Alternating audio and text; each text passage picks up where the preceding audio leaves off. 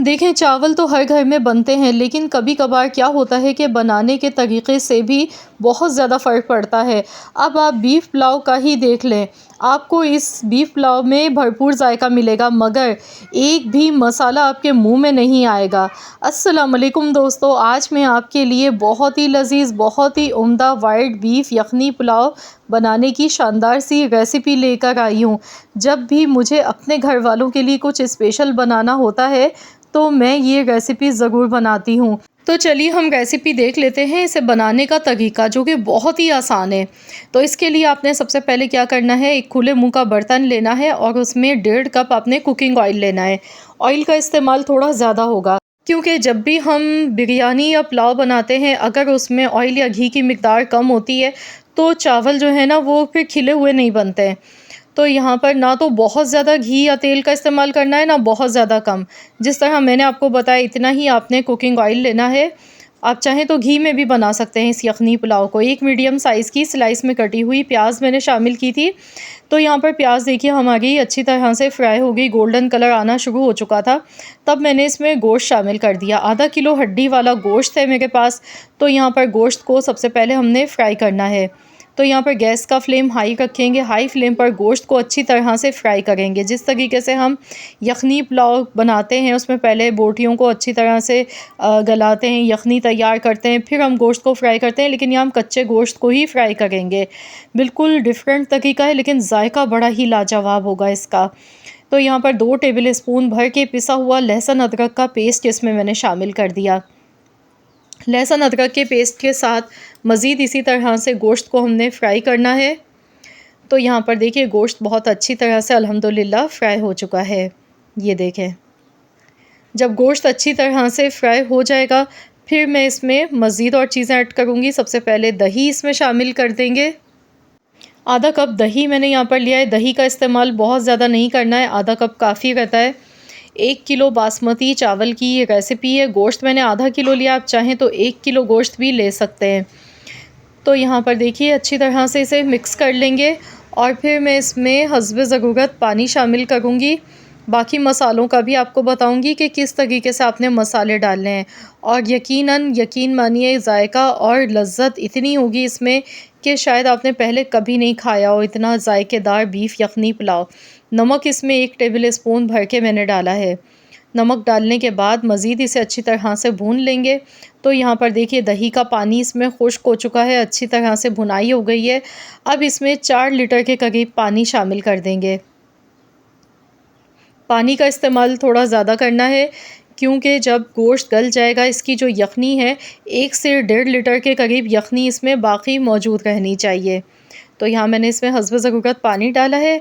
तो अब हमने अगला स्टेप इसका करना है। तो यहाँ पर हमने लेना है इस तरीके से कोई भी मलमल या नेट का कपड़ा ले लें और उसमें फिर हम सारे मसाले ऐड करेंगे। तो यहाँ प्याज लिए मैंने साबुत, इसी तरह से प्याज लेंगे, टमाटर लेंगे, इस तरीके से 2 टुकड़ों में करके 2 मीडियम साइज़ के टमाटर ले लेंगे।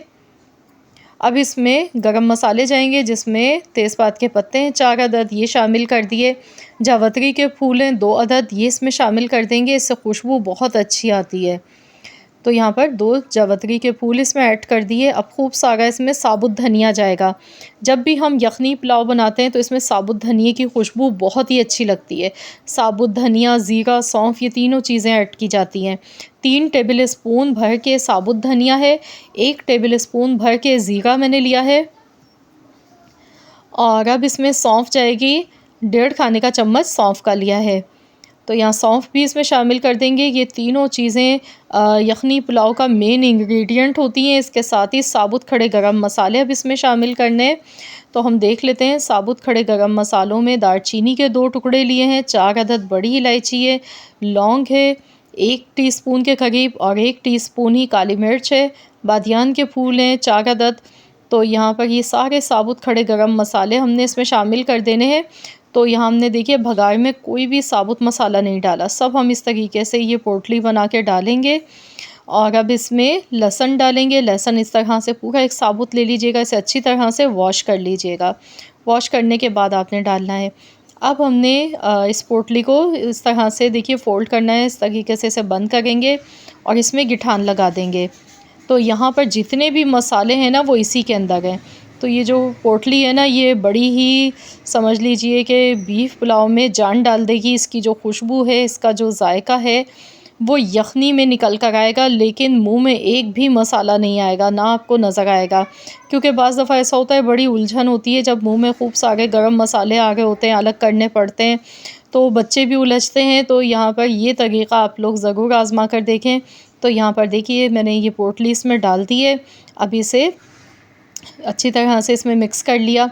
अब इसे कवर कर देंगे, ढककर इसे पकाएंगे 1.5 से पौने 2 घंटे के लिए, या फिर गोश्त के गल जाने पर डिपेंड करता है। बस हल्की सी लो आंच पे हम इसे छोड़ देंगे ताकि गोश्त भी गल जाए और जो हमने पोटली बनाई है इसमें जो मसाले हैं ना, इसका सारा फ्लेवर निकल कर आ जाए इस यखनी के अंदर। तो यहाँ पर देखिए मैंने 1.5 घंटे तक पकाया है और गोश्त यहाँ पर अल्हम्दुलिल्लाह बहुत बेहतरीन सा गल चुका है।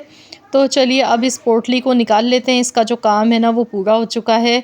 जो हमें जायका और खुशबू चाहिए थी वो इस यखनी में निकल कर आ चुकी है। तो मैं भी इसे निकाल लूँगी। निकालने के बाद भी अच्छा इसे फेंकना नहीं है आपने, इसे थोड़ा-सा ठंडा होने देंगे। अभी ये बहुत ज़्यादा गर्म है। जब ये थोड़ी ठंडी हो जाएगी ना तो फिर हम इसमें एक काम और करेंगे। तो यहाँ पे हरी मिर्चें मैंने ली थी, 7 से 8 अदद हरी मिर्चों का पेस्ट बना के डाला है। क्योंकि बीफ यखनी पुलाव बना रहे हैं, वाइट पुलाव, तो इसमें हमने ना तो कुटी हुई लाल मिर्चें डाली हैं, ना वैसे कोई और मिर्च का इस्तेमाल किया। तो यहाँ सिर्फ हरी मिर्च का इस्तेमाल होगा। हरी मिर्चें मैंने पीस के डाली हैं। मिक्स कर लेंगे। चावल बासमती हैं, यहाँ पर 1 किलो चावल है मेरे पास। चावल को भी मैंने 40 मिनट पहले अच्छी तरह से वॉश करने के बाद भिगो कर रख दिया था। चावल इसमें डाल दिए हैं। अब जो हमारे पास ये पोटली है ना, अभी भी ये गर्म है बहुत ज़्यादा। तो वैसे तो हाथों से ही, अगर ये ठंडी हो जाती है तो हाथ से आपने इसे अच्छी तरह निचोड़ना है ताकि इसमें जितना भी अरक है ना वो निकल कर आ सके। तो हाथों से अच्छी तरह से निचोड़ लें, या तो फिर अभी गर्म है इसलिए मैं चम्मच से इस तरह से प्रेस इसे कर रही हूँ। तो इस तरीके से इसमें जो भी यखनी है ना वो सारी हम इसकी निकाल लेंगे। बड़ी ही खुशबूदार जायकेदार है ये पानी इसका, ये हम इसमें डालेंगे। तो इसे मिक्स कर लेते हैं। तो यहाँ पर देखिए अभी इसमें पानी थोड़ा बहुत मौजूद है, तो मज़ीद इसे पकने देंगे। अब इसमें नमक चेक कर लीजिएगा। नमक मैंने यहाँ चेक किया, मुझे कम लगा इसलिए मैं मज़ीद नमक इसमें शामिल कर रही हूँ। तो आपने भी यखनी के हिसाब से नमक चेक कर लेना है, जितना कम हो उतना ही डाल लें इसमें नमक। अब इसे मिक्स कर लिया। अब इसमें पुदीना, हरी मिर्च हम इसमें शामिल कर देंगे। साबुत हरी मिर्चें थोड़ी सी ली हैं, लाल मिर्चें भी हैं साथ में। अब साथ में पुदीना जो है वो 1 गड्डी मैंने लिया था। हरी मिर्चें ली हैं 8 से 10 अदद, ये इसमें शामिल कर दी हैं। तो इसे एक बार मिक्स करेंगे, उसके बाद फिर हम इसे दम पर लगा देंगे। अगर आप भी चाहते हैं कि आपका बीफ यखनी पुलाव बहुत ही जूसी बने, बहुत ही ज़बरदस्त सा जायकेदार बने, तो यहाँ पर अब इस पॉइंट पर हमने इसे दम पर लगा देना है। तो यहाँ पर आप चाहें तो ब्राउन की हुई प्याज भी ऊपर से डाल सकते हैं। तो यहाँ पर मैंने इसे कवर कर दिया। 12 से 15 मिनट के लिए हल्की आंच पर हम इसे कवर कर देंगे। तो यहाँ पर टोटल 15 मिनट हो गए थे दम पर लगाए हुए। तो चलिए देख लेते हैं। बिस्मिल्लाहिर्रहमानिर्रहीम। ये देखें माशाल्लाह अल्हम्दुलिल्लाह, चावल का एक एक दाना देखिए खिला हुआ है। ये देखें, बिल्कुल भी ऐसे नहीं है कि चिपके हुए चावल हैं या कच्चे रह गए हैं।